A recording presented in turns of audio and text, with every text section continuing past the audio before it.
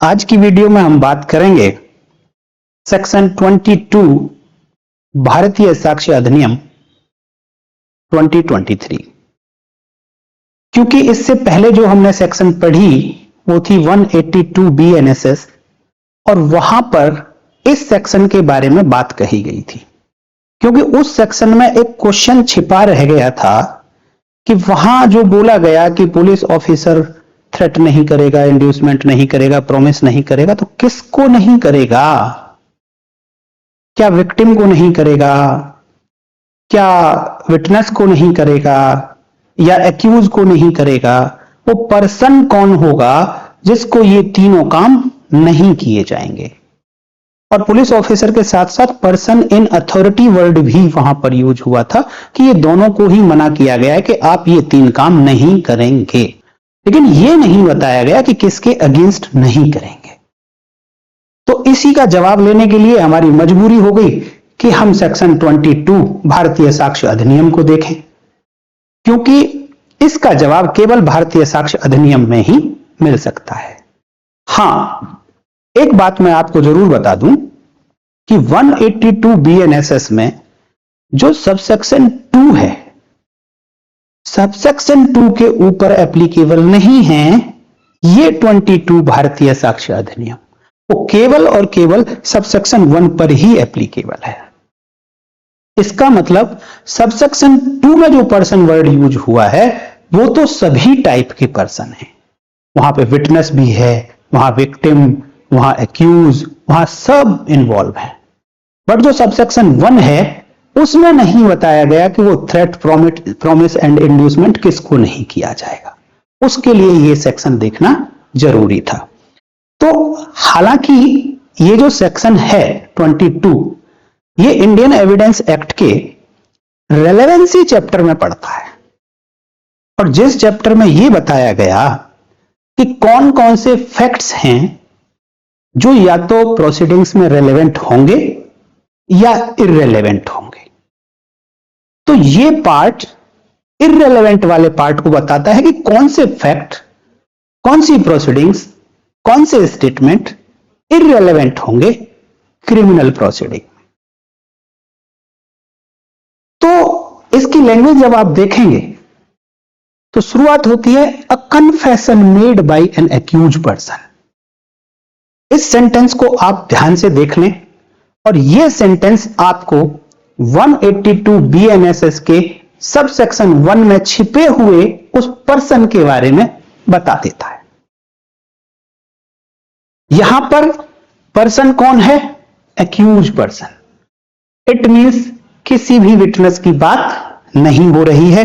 तो 182 BNSS में भी जो सब सेक्शन 1 में पर्सन होगा वो एक्यूज पर्सन ही होगा। वहां बताई गई बातें यहां इससे कनेक्टेड हैं। और वो एक्यूज पर्सन क्या कर रहा हो? केवल अपना क्या दे रहा हो? कन्फेशनल स्टेटमेंट दे रहा हो। तब उसको थ्रेट नहीं किया जाएगा, तब प्रॉमिस नहीं किया जाएगा, तब इंड्यूस नहीं किया जाएगा। तो इस क्वेश्चन का जवाब तो आपको मिल गया। लेकिन अब ये सेक्शन आगे क्या कहती है? एक्यूज पर्सन के राइट के बारे में बात करता है। एक्यूज पर्सन को पता होना चाहिए कि उसके क्या क्या राइट्स हैं। अगर कोई पुलिस ऑफिसर या फिर प्राधिकारवान व्यक्ति, पर्सन इन अथॉरिटी, कोई थ्रेट करता है, प्रॉमिस करता है, इंड्यूसमेंट करता है स्टेटमेंट लेने के लिए, कन्फेशनल स्टेटमेंट लेने के लिए, तो ही कैन डिनाई, मना कर सकता है कि मैं नहीं दूंगा। और लॉ उसको प्रोटेक्ट करता है, इस सेक्शन में प्रोटेक्ट करता है। क्या कहता है? A confession made by accused person क्या होगा? इररेलेवेंट होगा। उसकी कोई वैल्यू नहीं होगी, बिल्कुल नहीं पढ़ा जाएगा। अगर किसी पर्सन ने, कोई एक्यूज पर्सन ने अपना कोई कन्फेशनल स्टेटमेंट दिया, कब दिया? जब कोई क्रिमिनल प्रोसीडिंग्स चल रही थी। लेकिन फ्रेंड्स, मैं आपको लॉ के बारे में एक बड़ी गूढ़ और बड़ी इंपॉर्टेंट बात मैं ये बता दूं कि जैसे जैसे किसी सेक्शन में वर्ड्स ऐड होते चले जाते हैं तो सेक्शन तो लंबी होती चली जाती है, सेक्शन का कंटेंट तो बड़ा होता चला जाता है। लेकिन उस सेक्शन का मीनिंग नैरो होता चला जाता है। जितना कम कंटेंट होगा मीनिंग उतना ब्रॉड होगा, और जितना ज्यादा कंटेंट होगा उस सेक्शन में, प्रोविजन में, उसका मीनिंग उतना ही नैरो होता चला जाता है। अगर यह सेंटेंस केवल और केवल यहीं तक होता कि confession made by an accused person is irrelevant in criminal proceedings, मतलब टोटल डिनायल था कि किसी भी टाइप का कोई भी कन्फेशनल स्टेटमेंट किसी भी अक्यूज पर्सन ने कहीं भी दिया, किसी से भी रिलेटेड दिया, किसी भी प्रोसीडिंग्स के बारे में बताया, सब इररेलेवेंट हो जाता। लेकिन इसको आगे एक्सप्लेन किया, और एक्सप्लेन करने के लिए जब एक्स्ट्रा वर्ड्स यूज किए तो मीनिंग नैरो होता चला जाता है, टोटल डिनायल बिल्कुल नहीं है। यह कॉन्सेप्ट आज आप यहां से समझ लो। क्या आगे के वर्ड यूज हुए हैं? इंपॉर्टेंट वर्ड हैं। In the making of confession appears to the court to have been caused by, यहां पर जो इंपॉर्टेंट बात है वो तो ये है कि वो जो ऊपर कन्फेशनल स्टेटमेंट दिया गया था वो कोर्ट को लगता है कि किसी टाइप के इंड्यूसमेंट में दिया गया है, किसी टाइप की थ्रेट से दिया गया है, कोई कोएर्सन उसके ऊपर किया गया, उसको दबाव डाला गया, प्रेशर डाला गया, या फिर उसको कोई प्रॉमिस किया गया है। किसको लगा ऐसा? ऐसा कोर्ट को लगना चाहिए। इट मींस कि केवल और केवल यह कह देने से कि कोई कन्फेशन इंड्यूसमेंट से लिया गया, कोई कन्फेशन थ्रेट से लिया गया, कोई कन्फेशन कोएर्सन से या प्रॉमिस से लिया गया, इसी बात से इररेलेवेंट नहीं हो जाएगा।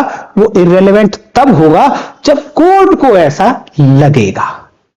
कोर्ट अपना जुडिशियल माइंड अप्लाई करेंगे, देन अगर वो इस ओपिनियन पे आते हैं कि हां स्टेटमेंट कन्फेशनल है, लेकिन इन चार बातों में से किसी भी एक बात का प्रयोग करके ऐसा स्टेटमेंट लिया गया है, देन ये इररेलेवेंट हो सकता है, असंगत हो सकता है।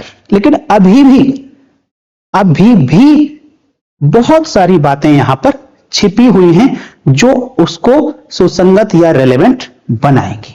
कैसे हैं? देखो, उन्होंने ये तो बता दिया कि ये जो इंड्यूसमेंट नहीं होना चाहिए था, थ्रेट नहीं होनी चाहिए थी, कोएर्सन नहीं होना चाहिए था, प्रॉमिस नहीं होना चाहिए था, लेकिन साथ में अब आगे ये भी बताया कि ये किससे रिलेटेड थे, ये चारों बातें किससे रिलेटेड थी। तो देखिए, having reference to the charge against the accused person. इस सेंटेंस का मतलब है कि वो थ्रेट, वो प्रॉमिस, वो कोएर्सन, वो इंड्यूसमेंट जो उस अक्यूज के अगेंस्ट चार्जेस हैं, जो उसके खिलाफ आरोप हैं, वो थ्रेट, वो प्रॉमिस, वो इंड्यूसमेंट, कोएर्सन केवल और केवल उस चार्जेस से रिलेटेड ही होने चाहिए। थ्रेट तो थी, इंड्यूसमेंट था, प्रॉमिस था, कोएर्सन था, लेकिन किसी और चार्ज से रिलेटेड था, किसी और केस से रिलेटेड था। जिस केस में यह स्टेटमेंट रिकॉर्ड किया गया उस केस से रिलेटेड नहीं था, तो ऐसा कन्फेशनल स्टेटमेंट इररेलेवेंट यहां नहीं होगा। सेक्शन 22 भारतीय साक्ष्य अधिनियम में नहीं होगा। इसको इररेलेवेंट बनाना है तो जिस चार्जेस में उसका स्टेटमेंट रिकॉर्ड किया जा रहा है, कन्फेशनल, थ्रेट, प्रॉमिस, इंड्यूसमेंट और कोएर्सन, उसी से रिलेटेड होना चाहिए। एग्जाम्पल कि भाई तुम सच सच बता दो, मर्डर का केस है सपोज अक्यूज के खिलाफ, पुलिस ऑफिसर या कोई जेल में जहां बंद है वो प्राधिकार वाला व्यक्ति, पर्सन इन अथॉरिटी, वो उसको कहता है कि यार तू सच सच बता दे कि तूने मर्डर कैसे किया है, तो मैं तुझे वादा करता हूं कि तेरे ऊपर कुछ सेक्शंस कम करवा दूंगा इस केस की। तो उसने जो प्रॉमिस किया है वो इसी केस से रिलेटेड किया है। और अगर वो ये कहे कि तू मुझे यहां सच सच बता देगा, तो तुम्हारे भाई के खिलाफ जो दूसरा मर्डर का केस चल रहा है, मैं उसमें तुम्हारे खिलाफ, तो उसमें तुम्हारे भाई के लिए कुछ सहायता करा दूंगा, उसमें कुछ चार्जेस कम करा दूंगा। अगर ऐसा प्रॉमिस करके ये कन्फेशनल स्टेटमेंट लिया गया है, देन इन सिचुएशन में ये इररिलेवेंट नहीं होगा। इन वर्ड्स को, इन फ्रेजेस को अगर आप ध्यान में रखोगे, तो having reference to the charges against the accused person, जो एक्यूज पर्सन कन्फेशनल स्टेटमेंट कर रहा है उसके अगेंस्ट जो चार्जेस लगे हैं, उन्हीं में प्रॉमिस कर रहा है, उन्हीं में इंड्यूसमेंट है, उसी में थ्रेट, उसी में कोएर्सन होना चाहिए। किसी दूसरे चार्जेस से कोई लेना देना नहीं है। दूसरे चार्जेस से अगर लेना देना हुआ तो इस सेक्शन में इररिलेवेंट नहीं होगा। फर्दर और देखिए, केवल इतने मात्र से भी अभी ये सेक्शन पूरी नहीं हुई है, क्योंकि वर्ड्स इतने बढ़ते जा रहे हैं तो मीनिंग धीरे धीरे धीरे धीरे छोटा होता जा रहा है, आप देख रहे होंगे। और अगर जनरल वर्ड होती, एक ऊपर वाली लाइन होती, तो अनलिमिटेड मीनिंग था, वाइडर मीनिंग था। अब एक और इंपॉर्टेंट बात क्या आई, देखो उन्होंने ये बोला कि ये थ्रेट, ये इंड्यूसमेंट, ये प्रॉमिस, ये कोएर्सन कहां से आ रहा हो, कहां से आ रहा हो, who is the person who is practicing these 4 things, proceeding from, कहां से आ रहा हो, proceedings from a person in authority. वो पर्सन कैसा होना चाहिए जिसने ये 4 बातें की, he should be person in authority. ऐसा पर्सन था कि उसको कोई अथॉरिटी मिली हुई थी और उस अथॉरिटी के कारण ये एक्यूज पर्सन उसके संपर्क में था, उसकी कस्टडी में था, उसकी कंट्रोल में था, व्हाटएवर जो भी सिचुएशन थी, बट वो पर्सन इन अथॉरिटी था। अथॉरिटी बाय लॉ आया, अथॉरिटी बाय एनी ऑर्डर आया, लेकिन वो पर्सन अथॉरिटी में था जिसने ये 4 बातें, थ्रेट, प्रॉमिस, कोएर्सन और प्रॉमिस, प्रोसीड की।